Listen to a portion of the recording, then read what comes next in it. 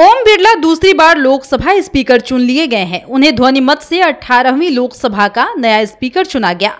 ध्वनि मत पर विपक्ष ने डिवीजन की मांग नहीं की। ओम बिरला के नाम पर विपक्ष का विरोध न करना मोदी सरकार के लिए भी किसी सरप्राइज से कम नहीं रहा। लेकिन कांग्रेस नीति विपक्ष ने ऐसा क्यों किया? मुल्क की बदलती राजनीति जो पहले समावेशी हुआ करती थी, लोकसभा स्पीकर के चुनाव में यह तार तार कैसे हो गई? चिंता यह है कि इस दौरान कांग्रेस का राजनीतिक खौफ और कंफ्यूजन भी पर्दे के बाहर आ गया, क्योंकि ध्वनि मत पर डिवीजन की मांग नहीं की गई। सूत्रों के हवाले से ये जानकारी पहले ही सामने आ गई थी कि विपक्ष संभवतः स्पीकर चुनाव में वोटिंग के लिए दबाव नहीं बनाएगा। अगर ध्वनि मत से चुनाव परिणाम आ जाता है तो उसे मान लिया जाएगा। कल मंगलवार की रात मल्लिकार्जुन खड़गे के घर पर इंडिया गठबंधन की बैठक हुई थी। बैठक में रामगोपाल यादव और कुछ अन्य नेताओं ने ये प्रस्ताव रखा था।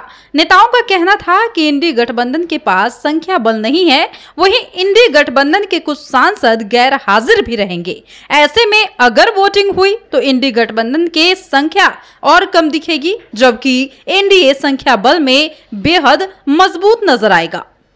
स्पीकर के चुनाव में परंपरा तो यही रही है कि सरकार जिस नाम को आगे बढ़ाती है उस पर प्रतिपक्ष निर्विरोध सहमति प्रदान करता है। लेकिन 42 वर्षों के बाद यह परंपरा टूट गई और विपक्ष ने एनडीए सरकार के प्रत्याशी ओम बिरला के मुकाबले के सुरेश को मैदान में उतार दिया। हालांकि विपक्ष को तब झटका लगा जब उसके 5 सदस्य बतौर संसद सदस्य शपथ नहीं ले पाए और इसके अलावा तृणमूल कांग्रेस ने भी विपक्ष के कैंडिडेट चयन में उनकी राय न लेने पर इंडी गठबंधन से इतर रुख रखने के संकेत दे दिए। इसके अलावा विपक्ष को एक और झटका लगा जब आंध्र के वाईएसआर कांग्रेस ने एनडीए प्रत्याशी को समर्थन का ऐलान कर दिया। इधर आज जब स्पीकर पद पर चुनाव की प्रक्रिया शुरू हुई तो विपक्ष ने ध्वनि मत पर डिवीजन की मांग नहीं की। इसके बाद ध्वनि मत से ही बिरला को लोकसभा का अध्यक्ष चुन लिया गया, जबकि उम्मीद यही की जा रही थी कि विपक्ष वोटिंग की मांग करेगा और फिर पूरी प्रक्रिया के तहत मतदान होगा। लेकिन अचानक ट्विस्ट तब आ गया जब ध्वनि मत से बिरला को अध्यक्ष चुने जाने पर विपक्ष ने वोटिंग की मांग ही नहीं रखी और इसे मान भी लिया। इस तमाम प्रक्रिया के दौरान एक बात तो स्पष्ट हो गया कि विपक्ष जहां इस कंफ्यूजन का शिकार रहा कि वोटिंग के दौरान उसकी एकता कहीं बेपर्दा न हो जाए, जबकि कांग्रेस इस डर से खौफजदा हो गई कि राहुल गांधी की इमेज बिल्डिंग वाली उनकी मुहिम की पोल न खुल जाए। यानी कि ओम बिरला दूसरी बार लोकसभा स्पीकर तो चुन लिए गए हैं, उन्हें ध्वनि मत से 18वीं लोकसभा का नया स्पीकर चुना गया।